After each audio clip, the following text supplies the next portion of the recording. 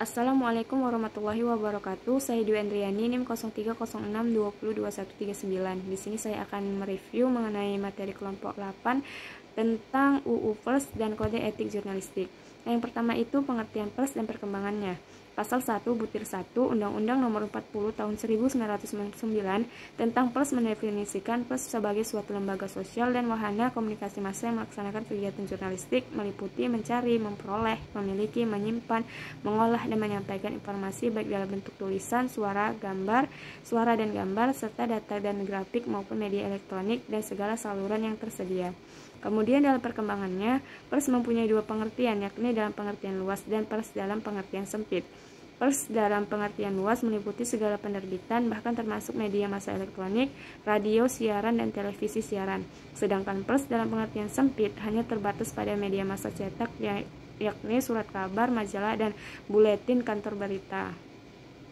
Kemudian isi Undang-Undang Pers. Undang-Undang Pers mengandung 10 bab dan 21 pasal. Bab dan pasal tersebut berisi aturan dan ketentuan tentang pemberedelan, penyensoran, asas, fungsi, hak dan kewajiban perusahaan pers, hak-hak wartawan, juga tentang Dewan Pers.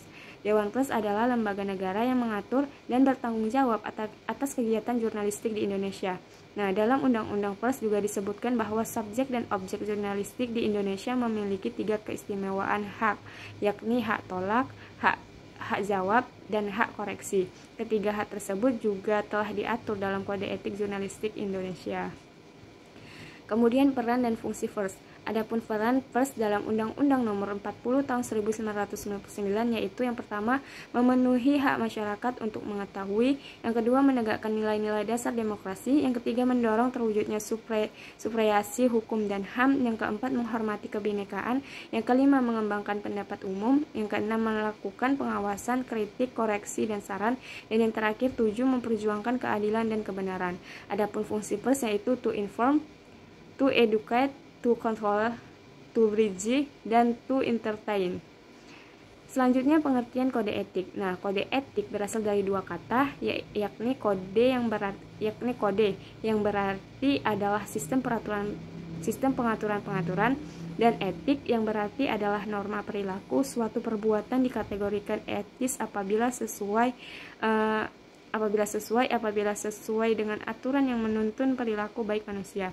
Jadi, jika disatukan dengan bidang jurnalistik, kode etik jurnalistik adalah himpunan etika para profesi kewartawanan dan ditetapkan oleh Dewan Pers. Dari pengertian itu, kode etik secara sederhana dapat diartikan sebagai himpunan atau kumpulan etika. Kemudian, kode etik jurnalistik.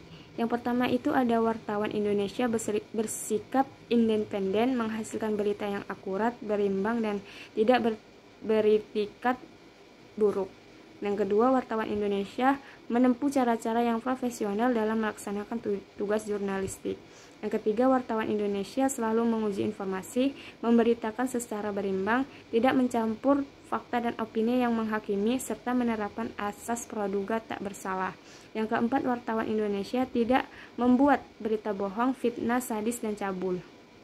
Yang kelima, wartawan Indonesia tidak menyebutkan dan menyiarkan identitas korban kejahatan susila dan tidak menyebutkan identitas anak yang menjadi pelaku kejahatan. Yang keenam, wartawan Indonesia tidak menyalahgunakan profesi dan tidak menerima suap. Yang ketujuh, wartawan Indonesia memiliki hak tolak untuk melindungi narasumber yang tidak bersedia diketahui identitas maupun keberadaannya, menghargai ketentuan embargo, informasi latar belakang, dan off the record sesuai dengan kesepakatan. Yang ke-8, wartawan Indonesia tidak menulis atau menyiarkan berita berdasarkan prasangka atau diskriminasi terhadap seseorang atas dasar perbedaan suku, ras, warna kulit, agama, jenis kelamin, dan bahasa, serta tidak merendahkan martabat orang lemah, miskin, sakit, cacat jiwa, atau cacat jasmani. Yang ke-9, wartawan Indonesia menghormati hak narasumber tentang kehidupan pribadinya kecuali untuk kepentingan publik. Yang ke-10, wartawan Indonesia segera mencabut, meralat, dan memperbaiki berita yang keliru dan tidak akurat disertai dengan permintaan maaf kepada pembaca, pendengar, dan atau pemirsa. Yang terakhir, 11, wartawan Indonesia melayani hak jawab dan hak koreksi secara profesional. Yang terakhir, fungsi kode etik jurnalistik. Nah, adapun fungsi kode etik jurnalistik itu yaitu melindungi keberadaan seseorang profesional dalam berkiprah di bidangnya. Kemudian melindungi masyarakat dari malapraktik oleh praktisi yang kurang profesional. Kemudian mendorong persaingan sehat antar praktisi. Kemudian mencegah kecurangan antar rekan profesi. Mencegah manipulasi informasi oleh narasumber, menyajikan informasi secara akurat, menjaga independensi, menjaga akuntabilitas dan transparansi, menjaga imparsialitas, menjaga keadilan, menghormati hak asasi manusia, mengatur tata cara pemberitaan, membatasi atau meminimalisir kerusakan, mencegah penyalahgunaan profesi, mengatur hak jawab dan hak koreksi, menghormati hak narasumber, melindungi narasumber. Sekianlah hasil review dari saya. Assalamualaikum warahmatullahi wabarakatuh.